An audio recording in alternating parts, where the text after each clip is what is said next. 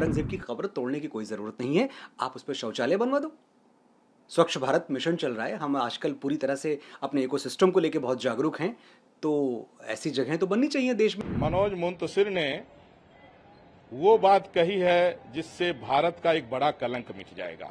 ऐसे आक्रांताओं को भारत में उसके कब्र की क्या आवश्यकता है? वहां तो शौचालय बनना चाहिए, वहां तो लवशंका करने का जगह बनना चाहिए। ऐसे आक्रांताओं को भारत में किसी प्रकार का कोई जगह नहीं देना चाहिए। इस देश में कट्टरपंथी, जिहादी और आतंकवादी विचारधारा के लोगों को कोई आवश्यकता नहीं है। ये ऐसे आक्रांता थे जो देश में लूटने का काम किए, हिंदू भाई बहनों को मारने का काम किए। मनोज मुंतशिर ने वो बात कही है जिससे भारत का एक बड़ा कलंक मिट जाएगा। औरंगजेब सिखों के 7वें गुरु का कत्ल किया था। औरंगजेब ने छत्रपति संभाजी महाराज को 40 दिन तरपा करके मारा था और औरंगजेब ने अपने खुद के भाई की गर्दन काट करके अपने बाप को भेंट कर दिया था। खुद अपने बाप को जेल में सड़ा दिया था, पानी तक नहीं देता था पीने के लिए। इसलिए औरंगजेब की कब्र को हमने कहा था हटाने के लिए, लेकिन उन्होंने और अच्छा सुझाव दिया है कि वहां शौचालय बन जाना चाहिए उसके ऊपर।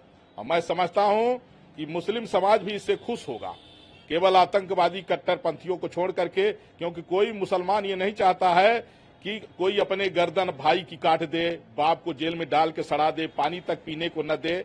इसलिए औरंगजेब धरती का कलंक था, इस्लाम के लिए कलंक था, मानवता के लिए कलंक था।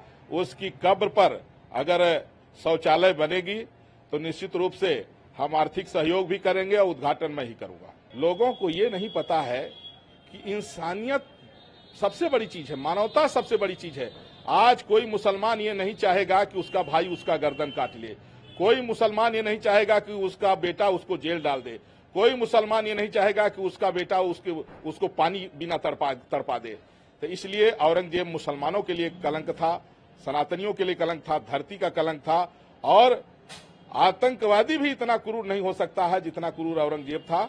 इसलिए औरंगजेब की कब्र पर अगर शौचालय बनता है तो ये अच्छा संदेश जाएगा। निश्चित रूप से औरंगजेब जैसे आक्रांताओं को भारत में कोई किसी प्रकार का उसे मजार और उसके कब्र का कोई आवश्यकता नहीं है। ये भारत एक संवैधानिक देश है और सनातनियों का देश है और हिंदू धर्म जो है वो बाहुल्य देश है। इस देश में कट्टरपंथी, जिहादी और आतंकवादी विचारधारा के लोगों को कोई आवश्यकता नहीं है। ये ऐसे आक्रांता थे जो देश में लूटने का काम किए, हिंदू भाई बहनों को मारने का काम किए। संभाजी के देख सकते हैं कि संभाजी को 40 दिनों तक किस प्रकार से प्रताड़ना दे करके, उनके चमड़ों को उधेड़ करके, नाखून निकाल करके, आंखों में शूल डाल करके इस प्रकार से मारने का काम किया। ऐसे आक्रांताओं को भारत में उसके कब्र की क्या आवश्यकता है? वहां तो शौचालय बनना चाहिए, वहां तो लवशंका करने का जगह बनना चाहिए। ऐसे आक्रांताओं को भारत में किसी प्रकार का कोई जगह नहीं देना चाहिए। ऐसे कट्टरपंथी, जिहादी, आतंकवादी विचारधारा के भारत में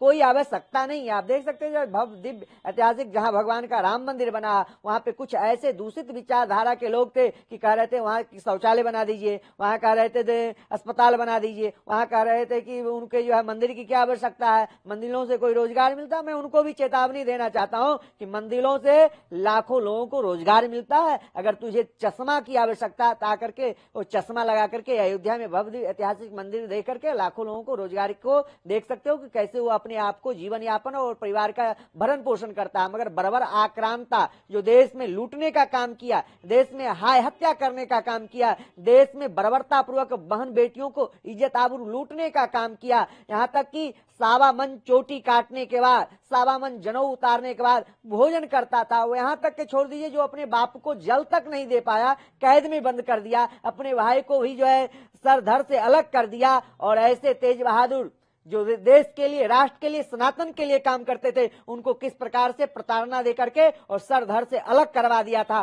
संभाजी को देख सकते थे कि 40 दिनों को प्रताड़ना दे करके काटने का काम किया था, मारने का काम किया था। ऐसे आक्रांतों को भारत में कोई आवश्यकता नहीं है, उसके मजार की कोई, कब्र की कोई आवश्यकता नहीं, वहां तो शौचालय बनना चाहिए।